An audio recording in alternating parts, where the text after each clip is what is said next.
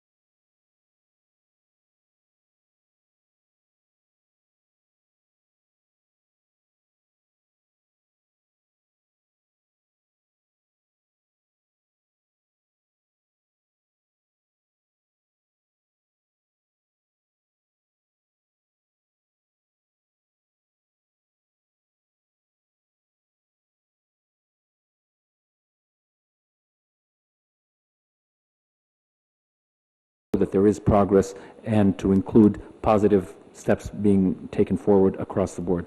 Regarding the hotels, you mentioned, we're aware of that, not attributed to NGOs or non-NGOs. We heard of cases, while these are private entities, the COP presidency, through government officials, have intervened, and we've addressed some of the specifics that were taken up and brought to our attention, but we've also asked everyone to continue to bring cases to us as rapidly as possible so we can interfere, but it's not always about just addressing a particular case. We need to get to the root of it and see what kind of problems exist, and we address them. And I know that issues that happened in one case at least, where people were asked to leave the instruction, I can assure you from the highest level of government, was that doesn't happen, shouldn't happen, will not happen again. People should be allowed in, and then we settle any other issues and see who has what rights and other obligations.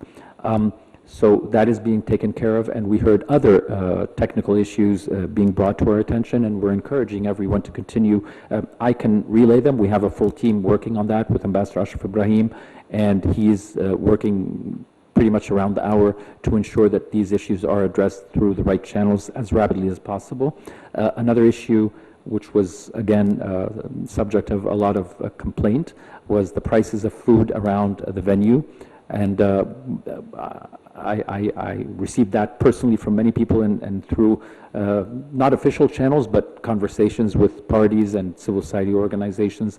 And again, this was with the contractor, but Minister Shukri, the COP president, took the necessary action when it was brought to his attention. And I understand that today there was a decision, and I think it's been announced. I haven't seen the official announcement, but I saw it on Twitter. Happy people saying it's 50% off, free beverages of all types. I think soft drinks and water are free, and that's a gesture of goodwill, and that's the best that we could do, bring prices down 50%. Hopefully that brings it within reason for everyone participating. The lady in the first row. Thank you. Polita Clark, Financial Times. I just want to ask about the cover text. Some countries are pushing for an oil and gas phase down to be included in that. Could you update us on that and how likely you think it is that it's going to get into the final cover text? Thank you.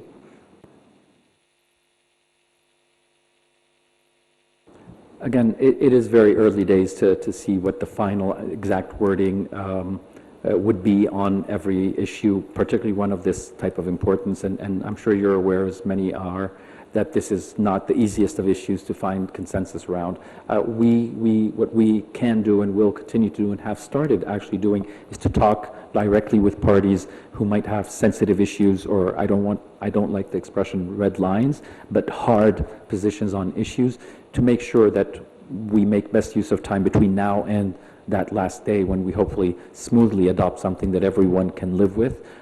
Again, this is a party-owned, party-driven process, and we need to find the right balance between parties. And our role as presidency is to work in front of the scenes and behind the scenes to ensure that everyone feels that their concerns are taken on board, sensitivities are accommodated, and no one is left behind. That is also something we're always cognizant of.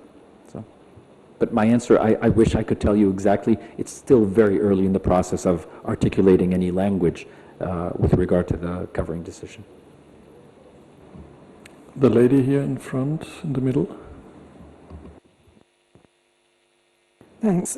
Megan Rowling from Thomson Reuters. Two questions.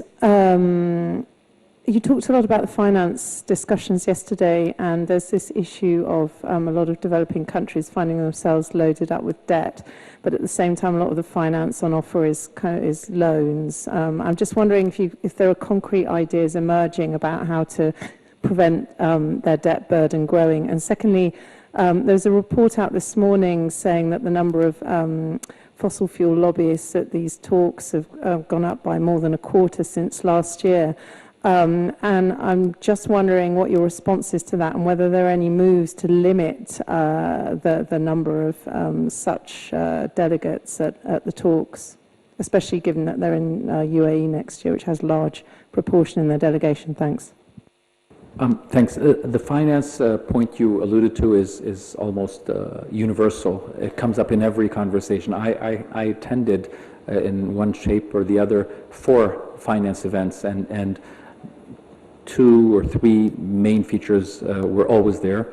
The issue of MDBs and how they can play a central role in addressing that very specific point through SDRs and through shifting and their view or philosophy in a world to accommodate and adapt to a world where climate crisis is the main challenge. And the other one was the point, and it's also related to MDBs, which is the concessionality or grant component in whatever climate finance is already available. But that is all in the, I don't want to call it informal, but not within the negotiations. The negotiations have their own pace, and they are subject to consensus between 190 plus member states. And debt as such is a byproduct of the conversation, but there's no item. The main items we have, of course, there's a list of items on finance on the agenda, but the new ones that we're supposed to be addressing is the NCQG, which I mentioned earlier, and that doesn't go directly to the debt issue. And the other one that goes, I think, is very central, which is the definition of climate finance, because that is a matter of trust and credibility. What is ODA? What is climate finance? And where do you introduce the climate part into finance? But to your main point on debt, this is highly recognized, and the first two issues that I announced were launched yesterday were specific initiatives beyond the negotiation to coalesce around the issue of making sure that we're not compounding the debt stress in many developing countries. And all of this is documented in financial reports. The level of debt in many countries just makes it very, very difficult for them to go out and get more debt to address a problem they see that they contributed very, very little to creating in the first place. Yeah. You mentioned the presence of fossil fuel lobbies. It's very difficult. I don't have exact figures and comparisons and who is a lobbyist and who is representing an entity and who is representing a scientific community. So I'll take your word on that. But the point is, we are very careful to ensure that any representations coming with regard to not just the fossil fuel industry. There are other industries as well that contribute to emissions. We have the cement industry, fertilizers, steel. These are all high emission industries. And we have a decarbonization day. Again, this is separate from the negotiations. This is where we want to show best practices. And we have parameters that have been provided to all of these industries for someone who can come and verify what they've been doing very positively and subjected to scrutiny to ensure that they've been doing things in the past and what their projections and commitments or pledges they are willing to make. So the context isn't going to be to allow anyone to come and pretend they're doing something. They will be putting themselves, whoever are there, because it's a full day, so you have multiple industries, maybe not just these 4, maybe there's going to be sessions about other sectors, but the whole idea is to show that you can decarbonize in these sectors and move forward in accordance with a plan to make you a good example for others. So that's what I have to say on that. The gentleman here in the first row. Hello, thank you. Peter Pringerman from Associated Press. I just want to ask for a comment from the presidency on the situation of Alaa Abdel Fattah. We heard from his family earlier today that there has been intervention. We don't have a lot of details, but medical intervention. So I just want to ask if that's the case, confirm that, and anything else you can update on this situation. Right. I don't have anything or information coming to me with regard to what's happening outside of the COP. I can tell you that we witnessed there was a press conference by the family here in the COP, and there were other events during the evening. I think it was yesterday where this issue was brought up, and that's definitely part of the theme around the COP, that everyone can speak their mind and make whatever statements they wish to make. but I really don't know anything about the situation outside of what's happening here. So the limitations on me are what I'm receiving informally, that I know events are taking place related to the case that you alluded to, but that's the extent of my knowledge. What happens outside is just not reported to me. Lady here in the first row. Thank you. Susie El-Ginidi, Deputy Chief Editor of Al-Ahram Al-Arabi magazine. Mr. Ambassador, you mentioned that Section 6, which is, I think, concerning the carbon market, we're having negotiations and it's not going forward. Can you please shed some light about this, why it's not getting forward? Because carbon market is very important. Second point, concerning net zero, also, you mentioned it's not going forward a bit. Is it okay? What is happening on the negotiation concerning net zero? Because also this is very important. Thank you. No, maybe I wasn't clear. Article 6 is making progress, but it is facing some of the discussions on Article 6, I can assure you, are always very, very technical and difficult. But the essence of my messaging is that everyone acknowledges it's important and it's a big part of the solution to the climate finance situation. A part, I stress. It won't solve it on its own, and everyone is committed. But it is a very consequential article, Article 6. Thank you. Yeah, hello, I'm Marius from Germany. First of all, thank you to all of you. My question would be like, we're observer from Western countries, so we're really privileged. And what kind of tasks would you say, what do we have to do? How can we use this privilege to solve, not to solve, but to bring the COP conference in the right direction? Are there any opportunities? Thanks. So who would like to answer? Yeah? Yeah, go ahead, Maureen. Very quickly, of course we have China, but the majority of the missiles is in the north. So one thing that's very important for you to do is exactly push for your countries and your governments to really have ambition to cut their emissions and also transit to no fossil fuels anymore in the energy sector. Because our work in the south, we are doing to pressure our governments and also bring here a lot of solutions that, like the territories, like Camila said. But it's very important for the people from the north doing the same thing and push their governments to do in the right way. At the same time, don't change laws like green economy, things like that in Europe, in other places, like the green recovery, always depends of the materials and the commodities for the south. So, like, a lot of people are using the electric cars, but to make the batteries, to make everything, is more extractivism in the south. So you really need solutions that not depending anymore to create more problems for us in the south, and we really have a solution to change the system. Thank you. I think, first of all, I would say, please don't feel guilty to be privileged from the global north. I think you have a lot to do. The first thing is that what we are asking since 2009, climate finance of $100 billion should go to the global south.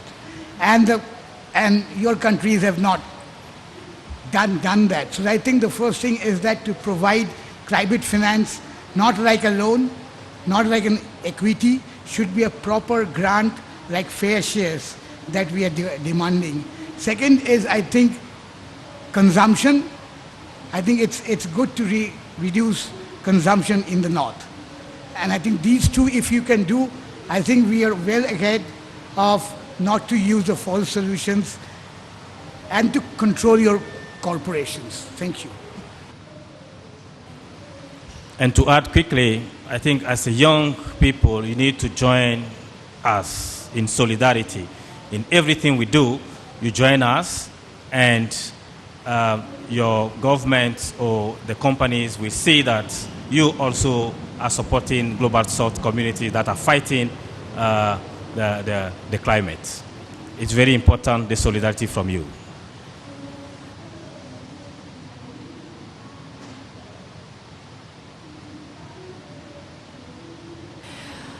Okay, thank you very much.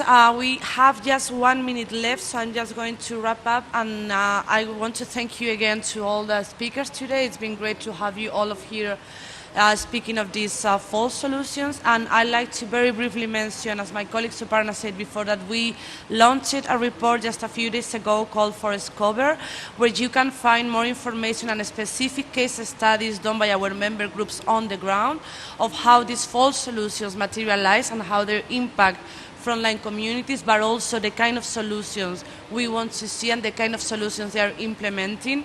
We are talking, of course, about gender just and right-centered kind of climate solutions.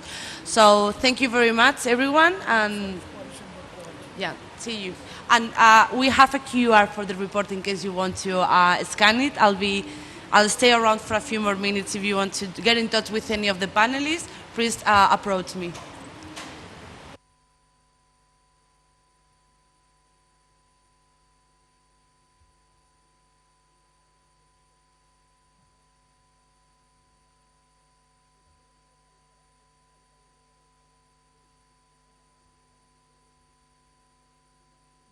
In it, a follow-up mechanism. It was announced and launched yesterday, but each and every one of them will have its own follow-up mechanism to ensure what you were talking about. And the outcomes, nothing in climate, unfortunately, is by a switch that you say, okay, we decided this and we achieved it. It's accumulative, and as we say, COPs are not events, they're part of a process, they're an annual event, but we stress, and this presidency has been stressing from day one, follow up, follow up, follow up. On the negotiating side, on the pledges side, on the initiative side, or else we'll be just wasting everyone's time if it's just something for a photo op and an announcement without follow up. We're not always successful, it's human nature, but we try to stress this and make sure that we have a follow up mechanism in place. Thank you very much. Thank you very much. A quick last question, the gentleman here in the second row. Thank you so much. So I have a question about the official COP27 app from the Ministry of Interior. It's been raised some concerns about it, and security experts say it can be used for surveillance. What would be your comment on that, Mr. Ambassador? Thank you. Could you please tell us who you are? Kjetil Alstheim from Aftenposten in Norway. Okay, I haven't seen any official allegation to that effect, but I saw a claim in a media outlet, and upon my initial inquiry, I was told how unlikely or physically or technically impossible for that to be, because it is on Google Play and on other app stores, I think the Apple Store, and they have their own protocols and cybersecurity. They would never allow that.